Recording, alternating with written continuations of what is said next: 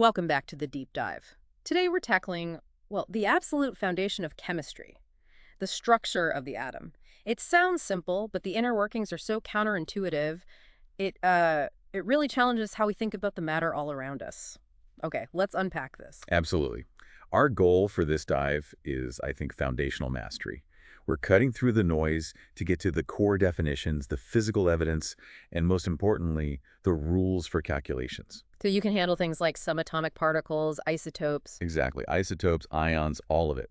By the end, you should feel totally confident calculating protons and electrons for anything you see. You know, to really appreciate the modern model, I think we have to start with the history. It gives us one of the greatest aha moments in science. Oh, for sure. I mean, you have ideas going way back to Democritus, and then John Dalton comes along and really defines the element, but for the actual structure. For that, we have to jump forward. Early 20th century. Right. Scientists like J.J. Thomson had this idea of the atom as a sort of positive cloud with electrons dotted inside. People called it the plum pudding model. A fun name. But Ernest Rutherford and his team were about to completely shatter that idea. With the famous gold foil experiment, yeah. So walk us through the setup again. I love how simple it was for such a huge discovery. It really was. Rutherford's team fired these tiny, fast-moving, positively charged alpha particles. Which are basically helium nuclei, right? Basically, yeah. They fired them at this incredibly thin sheet of gold foil. Now, if the plum pudding model was correct, you'd expect these little particles to just punch straight through. And most of them did go straight through. That part sort of worked. It confirmed that atoms weren't, solid little balls. But this is where it gets really interesting. This is the aha moment. It is. About 1 in every 20,000 of those alpha particles was deflected at a severe angle. Some even bounced almost straight back. Which was a total shock. A complete shock. It proved the plum pudding model was just fundamentally flawed. Rutherford realized the atom had to be overwhelmingly empty space. That's why most particles just flew right through. Exactly. The only way you get that violent deflection is if the alpha particle hits something incredibly small, incredibly dense, and positively charged right at the center. He called it the nucleus. It's so hard to picture that scale, isn't it? If an atom were, say, the size of a football stadium, how big is that nucleus? The nucleus would be a pea. Just a single pea sitting on the 50-yard line. Wow. And that's where almost all the mass is. All of it, practically. And that discovery was revolutionary. It's the foundation for everything. And that idea that matter is mostly empty space but precisely organized is what lets us do modern science, right? We're talking about nanotechnology. Richard Feynman's vision, for sure. The ability to manipulate individual molecules for things like targeted drug delivery. Okay. It all starts with understanding this empty space and that tiny nucleus. Okay, so with that foundation set, let's define the actual players inside the atom. Yes, let's look at the basic building blocks. Right. We have two key definitions to start. First, an element. An element is a substance you just can't break down further with chemistry. Things like nitrogen, gold, carbon. And an atom is the smallest part of that element that can still take part in a chemical change. And they are unbelievably small. A hydrogen atom is about 10 to the minus 10 meters in diameter. It's tiny. So let's go inside that atom. We have the architecture now. A dense central nucleus. In that nucleus, you find the particles that have most of the mass. We call them nucleons. And nucleons are the protons and the neutrons. Correct. And then, in all that empty space outside the nucleus, you have the tiny electrons moving around. Now, how we picture those electrons moving, there are a couple of models, right? There are. The one we often start with is the electron shell model. It's simpler. That's where electrons are in fixed orbits or shells at specific energy levels. It's really useful for discussing things like ionization energy. It is. But we have to at least mention the more accurate model, the orbital model. Which is more about probability, isn't it? The chance of finding an electron in a certain area of space. Exactly. And that orbital model becomes absolutely essential when you start talking about chemical bonding. Okay. But for any model of a neutral atom, there's one golden rule. The atom has to be neutral, which means the number of positive protons must be equal to the number of negative electrons. The charges have to cancel out. So how did they actually prove the charges and masses of these three particles? That comes from some really clever experiments. The deflection test, using electric fields, this is the hard evidence. So you fire beams of these particles between two charged plates, a positive one and a negative one, and just see what happens. Pretty much, yeah. And their path tells you everything you need to know. So what about the neutron, The neutron is the easy one. It just goes straight through, no deflection at all. which proves it's uncharged? It's neutral. Correct. Now, the electron is the complete opposite. It gets pulled, right? A huge deflection. It's pulled towards the positive plate and pushed away from the negative plate. That's the proof that it's negatively charged, And the proton does the exact opposite of the electron. It's repelled by the positive plate. confirming its positive charge. But here's where it gets even more clever, comparing the charged particles. The mass difference. Why is it so much harder to deflect a proton than an electron? And that is the key insight. Deflection is inversely related to mass. So the lighter a particle is, the more easily you can knock it off course. Okay. The fact that you need massively higher voltages to deflect a proton compared to an electron proves that the proton is about 2,000 times heavier. 2,000 times. So the electron's mass is basically... It's negligible.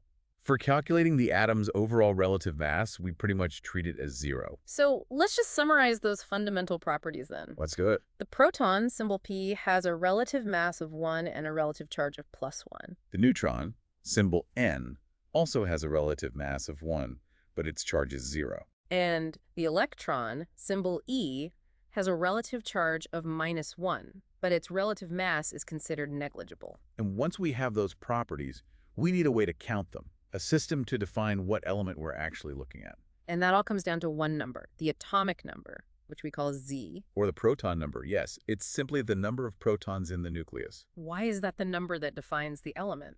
because it's non-negotiable. Mm. If you change the number of protons, you fundamentally change the nucleus, and you literally create a different element. Z equals 11 is always sodium. Z equals 6 is always carbon. It's the atom's identity card. It is. It's what orders the entire periodic table. Okay, so if Z is the proton count, what about the total mass? For that, we use the mass number, or A, some people call it the nucleon number. It's the total number of protons plus neutrons. And that gives us our main calculation rule, to find the number of neutrons. You just subtract the atomic number Z from the mass number A. So neutrons equals A minus Z. Let's try one, aluminum. It has a mass number of 27 and an atomic number of 13. Simple subtraction. 27 minus 13 gives you 14 neutrons. And that simple fact that the neutron count can change brings us straight to the next big concept, isotopes. Yes, isotopes are, well, they're atoms of the same element. Which means they have to have the same number of protons, the same Z. The same Z, exactly. But they have different numbers of neutrons. Which means they have different mass numbers, different A values. Correct. We have a specific notation for them. We write the A, the mass number, as a superscript, and Z, the proton number, as a subscript right before the element symbol. So boron with 5 protons and 11 nucleons total would be? 11, 5, B, or more commonly, we just refer to them by their mass number. You hear about carbon-12 and carbon-14 all the time. What's really fascinating to me is what that difference in neutrons actually does or doesn't do. Right, because the number of protons is the same, the number of electrons in a neutral atom is also the same. And electrons determine the chemistry. So their chemical properties are identical. They bond in the same way, they react in the same way. The only difference is in their physical properties because of that extra mass. Things like density. Exactly, just very subtle physical differences. And that slight mass difference is actually what lets us separate them and use them for specialized things. Like radioisotopes in medicine? Yeah, for treating thyroid conditions or even in industry for checking for wear in pipelines. Very useful. Okay, so last big piece of the puzzle for today. What happens when atoms gain or lose charge? When they become ions. Ions. So an ion is formed when an atom gains or loses electrons. And this is another one of those fundamental rules. The number of protons in the nucleus never ever changes when an ion is formed.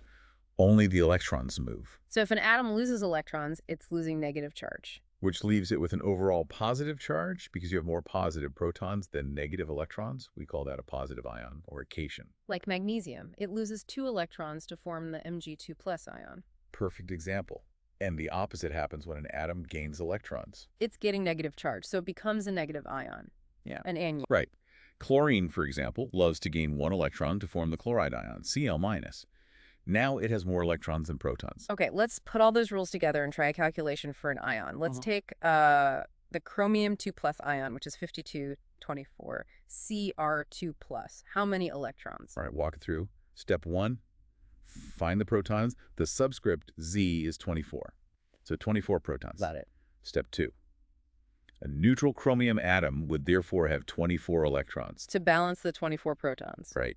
Step 3, look at the charge. The 2 plus charge tells us that the atom has lost 2 electrons. So you just subtract them. 24 minus 2 is 22 electrons. 22 electrons. It's just simple addition or subtraction based on the charge. It works every time. So what does this all mean? We've covered a lot of ground pretty quickly here. We have, but the core ideas are really solid. I think so. The element is defined completely by its proton number, Z. The atom's mass comes almost entirely from its nucleon number, A, which is protons plus neutrons. And isotopes, which only differ in their neutron count, have identical chemical properties because their electrons are the same. Right.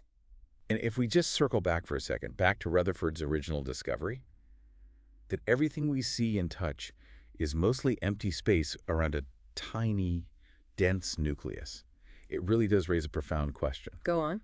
Well, if the matter all around us is fundamentally almost nothing, how does the incredibly precise arrangement and balance of just those few subatomic particles give rise to the density, the structure, the sheer complexity that we see in the world every day? That is a powerful thought to end on. Thank you for joining us for this deep dive into atomic structure. We'll see you next time.